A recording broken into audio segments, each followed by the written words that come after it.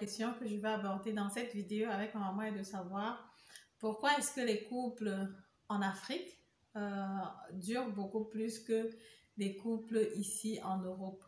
Parce qu'il y a quelques années déjà, on a remarqué qu'il y a eu beaucoup d'histoires de séparation de couples, que ce soit aux États-Unis, que ce soit en Italie, que ce soit ici en Allemagne, qui ont fait beaucoup de bruit sur la toile, sur les réseaux sociaux. Et on se pose dans la question de savoir pourquoi est-ce qu'aujourd'hui, dans la diaspora, il y a beaucoup de séparation de couples entre Africains, alors qu'il s'agit de ces mêmes Africains-là qui ont quitté l'Afrique pour venir ici. Mais quand on regarde derrière nous, on se rend compte que bon, les couples en Afrique durent plus longtemps. Je donne d'abord la parole pour que tu puisses te présenter brièvement. Alors, bonsoir, je suis Madame Zoni Geneviève, je suis instructrice de formation. Donc, est-ce que tu peux nous apporter donc quelques éléments de réponse selon ton analyse? Parce que la maman, elle a fait quelques tournées en Europe et dans différents pays aussi. D'après ton expérience, quelle est la raison pour laquelle les couples en Europe, en Occident, ont plus de difficultés que les couples en Afrique? Le milieu transforme l'homme. Donc, quand les jeunes dames arrivent ici, en Europe, elles ont tendance à imiter les Européens. C'est d'abord, pour moi, la première cause.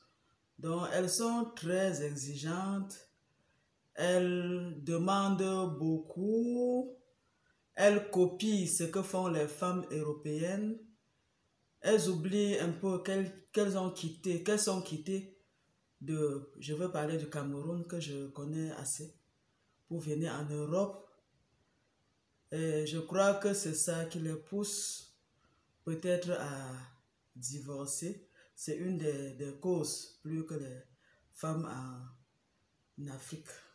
Exigeante dans quel sens? Je vais donc parler surtout beaucoup plus c'est-à-dire du matériel, parce que quand elles arrivent ici, pour la plupart, elles font des études, elles travaillent, elles sont indépendantes, elles trouvent elles font la comparaison entre elles et leur mari.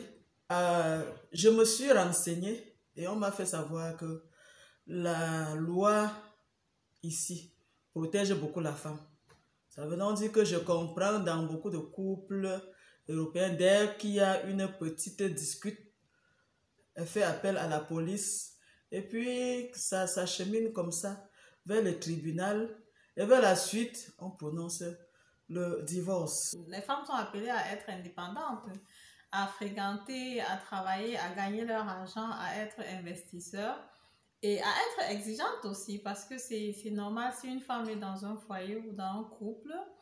Et c'est vrai que ce n'est pas parce que tu gagnes l'argent que tu vas peut-être manquer de respect à ton époux, mais en même temps, les tâches doivent être partagées, à mon avis, de façon équitable, parce que ce soit l'homme, que ce soit la femme, les deux ramènent de l'argent dans le couple.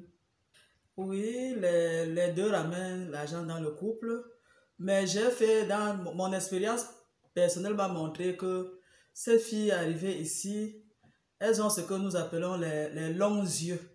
C'est-à-dire, généralement, ils investissent quelquefois dans l'immobilier ensemble et dès lors que la loi leur donne raison, on met le mari dehors et puis elle reste profiter du bien immobilier qu'ils ont acquis peut-être ensemble.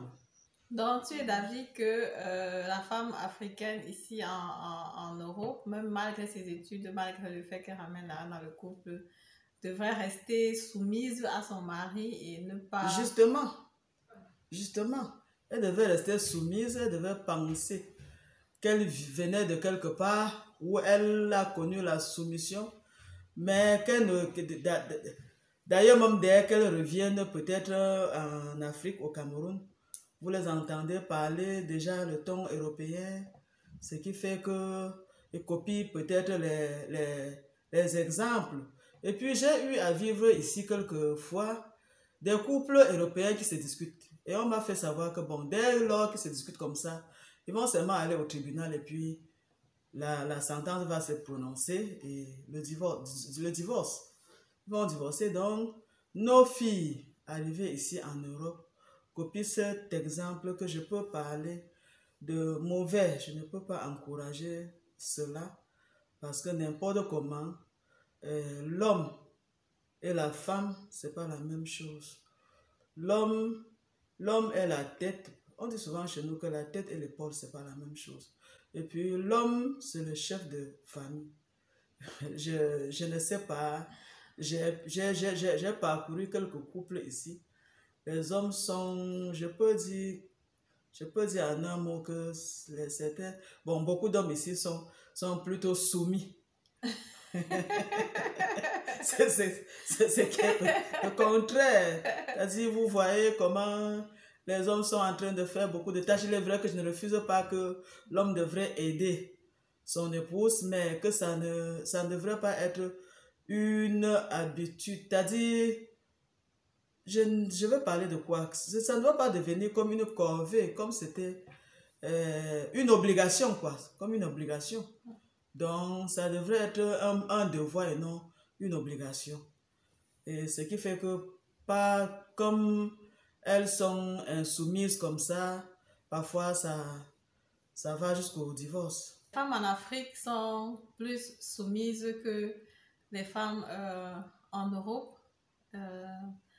Mais est-ce que dans les femmes en Afrique aussi sont heureuses dans leur foyer? Parce que le truc aussi, je pense qu'ici en Europe aussi, vu que la femme a envie d'être épanouie, elle ramène de l'argent à la maison, elle est indépendante et elle veut être épanouie, elle veut se sentir à l'aise.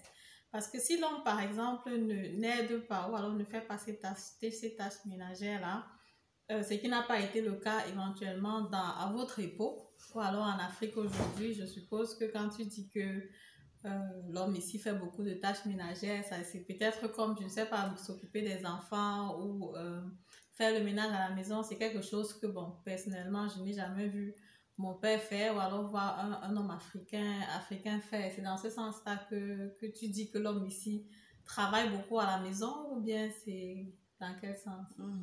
Et je crois que c'est dans ce sens-là que tu venais de vraiment expliquer et que les jeunes dames africaines, quand elles arrivent ici, elles deviennent un peu plus paresseuses, plus exigeantes par rapport à cela parce que, bon, je veux dire que c'est peut-être aussi leur chance parce qu'elles sont vraiment aidées et je saisis cette occasion pour vraiment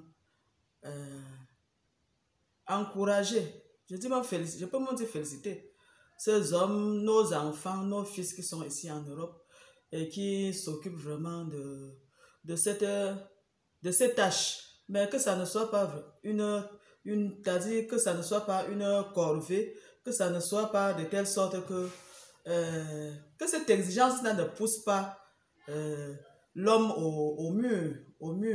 C'est ça que je suis en train de dire. C'est sur ce point-là que je suis en train d'accentuer. Et les mariages donc en Afrique qui durent pendant longtemps, est-ce que la femme est épanouie?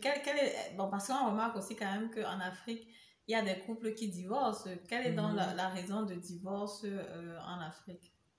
En Afrique, je vais prendre le cas du Cameroun. J'ai dit que les causes, il faut d'abord chercher pourquoi les femmes divorcent. Généralement, au Cameroun, beaucoup de femmes vont jusqu'au divorce à cause de l'infidélité de l'homme. La plupart des cas, donc, c'est l'infidélité. Le reste des cas, ça peut être la belle famille qui menace ou alors la brutalité de l'homme. Bon, et dans ce cas, en Afrique, au Cameroun, la loi protège, j'ai dit tantôt qu'en Europe, la loi protégeait la femme. Mais par contre, au Cameroun, la loi protège l'homme. Parce que, comme j'ai parlé d'infidélité, l'infidélité de l'homme ne peut être prouvée que si son épouse le filme dans son lit conjugal avec une autre femme.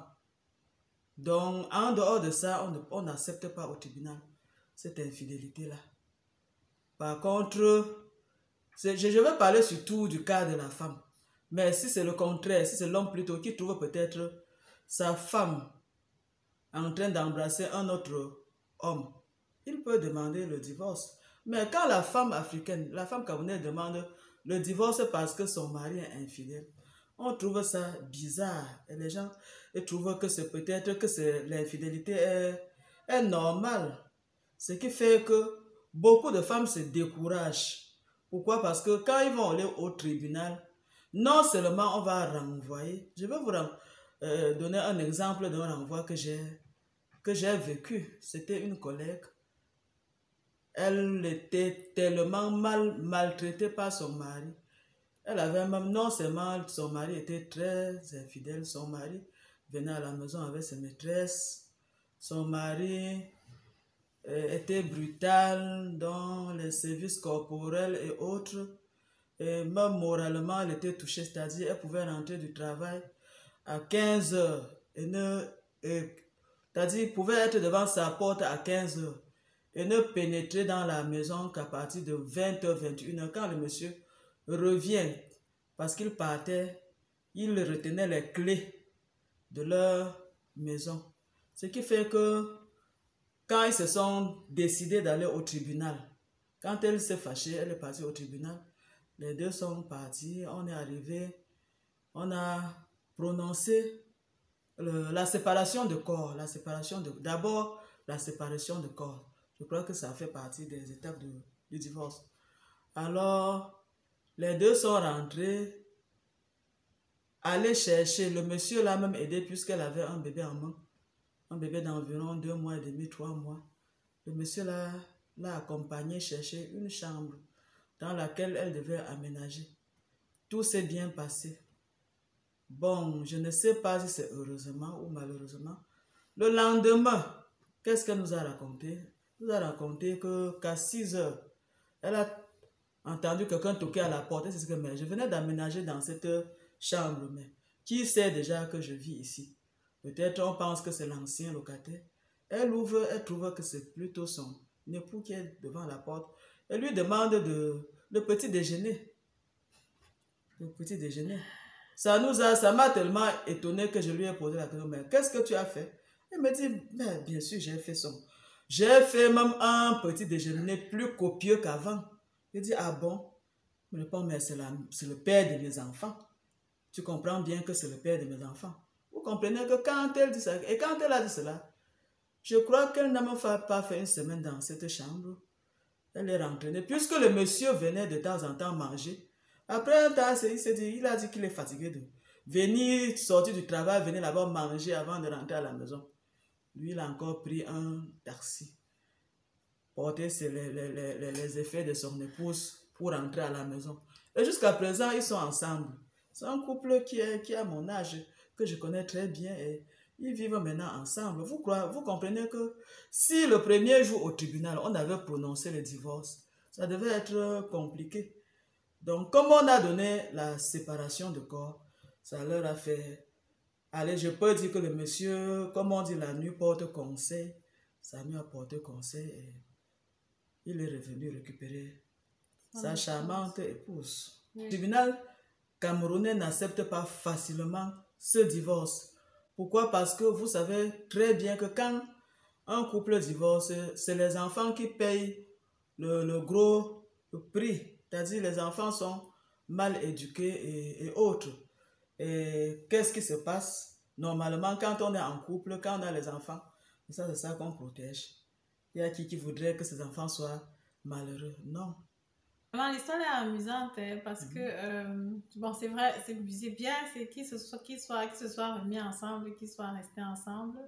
Mais je pense aussi, sans toutefois connaître vraiment dans les détails, mais je pense qu'ici en Europe aussi, quand il y a demande de divorce, que ce soit par l'homme ou par la femme, vous avez aussi 1 an de séparation de corps. Donc pendant l'année là, vous êtes censé réfléchir pour voir si vous voulez vraiment vous séparer ou pas. Et maintenant, dans la pratique, je pense que ici en Europe, vu que parfois aussi souvent, il y a les disputes beaucoup plus. Et justement, il y a ce problème de soumission. Il y a toujours ce problème. Bon, quand je prends par exemple l'exemple qui a été pris. Je vois mal une femme qui s'est séparée de son mari ou qui a demandé le divorce. Si son mari vient, par exemple, le matin à 6 heures demander le petit déjeuner, Et quoi à la cuisine? Elle quoi à la cuisine faire? Je ne vois pas comment ça peut être possible ici en Europe. Je pense que peut-être l'homme plutôt doit venir avec, par exemple, les fleurs ou un gros cadeau pour voir comment il peut faire pour récupérer son épouse, pas pour venir encore exiger le petit déjeuner alors qu'ils sont en séparation de corps. Donc, je pense que c'est ça qui fait un peu la différence entre les deux endroits. Et je pense aussi qu'en Afrique, au Cameroun, les femmes sont beaucoup soumises parce qu'elles n'ont pas de moyens de subsistance, parce que la femme est complètement dépendante de son mari. Est-ce que ça peut être une raison pour laquelle les femmes restent longtemps dans leur foyer? Il y a ça. Il y a d'abord ce problème d'indépendance financière. Donc, elles sont, bon, je peux dire un peu pauvres par rapport à leur mari. Et ce qui fait que beaucoup se disent que, bon, si le mariage est fini, elles vont faire comment? Elles vont vivre comment? Parce que quand j'ai parlé d'infidélité, il y a les hommes qui sont infidèles, mais qui s'occupent quand même de leurs femmes, qui leur donnent quand même les moyens pour vivre. Donc, elles se disent que bon, s'ils prennent ce cas-là pour divorcer, elles vont vivre comment? Et puis, il y a aussi la famille, la pression de la famille. Je ne trouve pas une famille qui est heureuse de voir leur fille prendre le bagage pour entrer dans le domicile familial. Voilà, donc on a brossé un peu tout ce dont on voulait parler aujourd'hui. Donc, merci à ta maman. Quel est donc un dernier conseil? Parce que ici on est dans la diaspora. Quel est donc ce dernier conseil que tu peux donner à tes filles, à tes enfants, femmes comme hommes, qui vivent ici en Europe pour pouvoir consolider leur couple? Le conseil que je peux donner à mes filles pour consolider leur couple, c'est d'être un peu plus soumise et c'est-à-dire de ne pas copier les Européens parce que ça décourage certains hommes. C'est-à-dire, je parle de mes fils qui sont ici en Europe. Beaucoup se disent que bon, ils ne peuvent pas investir dans l'immobilier parce que c'est que dans tôt ou tard, peut-être madame peut aller demander le divorce pour récupérer le bien. Alors vous voyez que dans ce cas-là, c'est une perte. C'est une perte. Donc, je vous conseille d'être un peu plus soumise et je conseille aussi à mes fils qui sont ici en Europe de ne pas être aussi d'être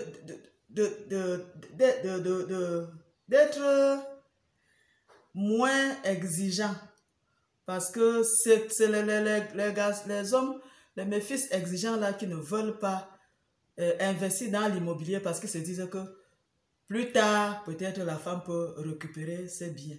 Alors que je pense que s'il y a l'harmonie, s'il y a l'amour, je ne vois pas pourquoi cette dernière peut aller jusqu'à demander le divorce. Donc, je peux vous souhaiter seulement un très bon couple, l'harmonie dans vos couples, que ce soit ici en Europe qu'en Afrique.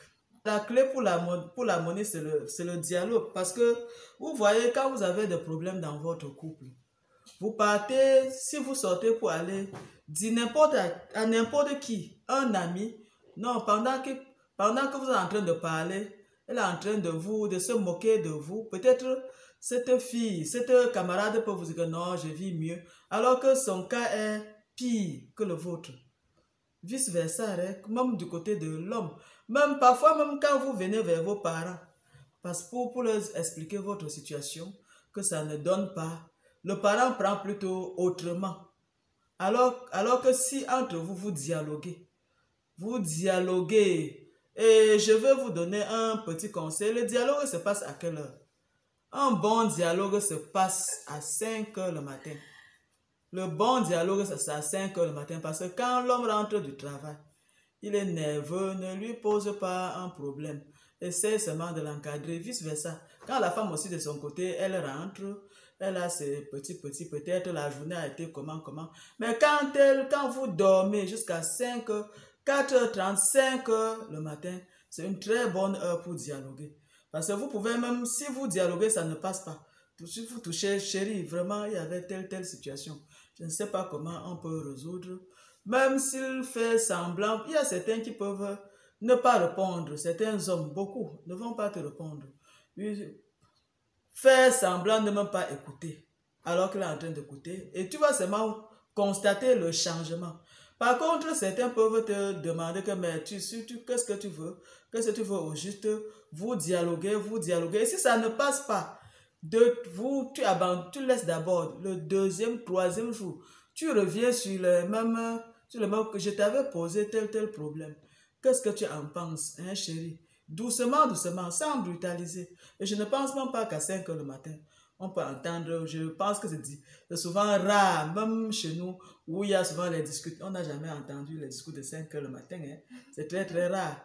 Donc, j'ai toujours, par expérience, conseillé au couple de dialoguer à partir de 4h30. 5 heures le matin, c'est très bon. Là, vous allez avoir vraiment le succès. Ok, d'accord. Merci maman pour ce dernier conseil. Et puis donc, voilà, tout ce qui nous reste à faire, c'est de mettre en application. Donc, merci à toi d'avoir été là et je vous dis comme ça, à très bientôt pour la prochaine vidéo. Au revoir. C'est moi qui vous remercie. Bye bye.